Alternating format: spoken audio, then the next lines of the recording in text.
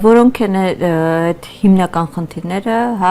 իրավունքների ոլորտում եւ որոնք են լինելու այդ 26 թվականի համար արդեն այդ հիմնական մեխանիզմները, միջոցները, որոնցով այդ խնդիրներին լուծում պետք է տրվի։ Դա եթե այս տարվա կտրվածքով նայենք, միանշանակ քրեական վարույթների շրջանակներում երաշխիքների հետ կապված հարցերն են, կարծում եմ շատ արտահայտված խնդիր, կրոնական ազատությունների հետ կապված հարցերը միանշանակ շատ արտահայտված խնդիր են, ինչպես միշտ ազատությունից զրկման վայրերում անձանց իրավունքների հետ կապված խնդիրները, սոցիալ-տնտեսական բնագավառում աշխատանքային իրավունքների առումով իդեպ բազմաթիվ են հարցերը, անձնական տվյալների պաշտպանության առումով այս տարի եւս իհարկե մշտապես են դրանք մեր հասարակությունում եղել շատ արտահայտված խնդիր, բայց այս տարի էլ դրանք հատկապես հնչեղություն ունեցող հարցերով ակնհայտ եղավ, որ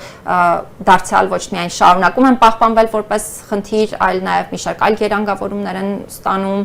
իրավահավասարության ու հակախտրականության ամբողջ ոլորտը, ինչպես միշտ պիտի հատուկ շեշտադրեմ, որովհետև երևի թե սա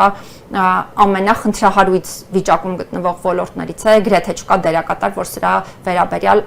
այն աստիճանի պատշաճ պատկերացում ունենա, որ մենք համարենք, որ ոլորտում խնդիրները փակված են, ծածկված են, դա իրավահավասարության ու հակախտրականության ոլորտը մի փոքր ավելի լայն ոլորտ է, հետևաբար այստեղ այս ոլորտին,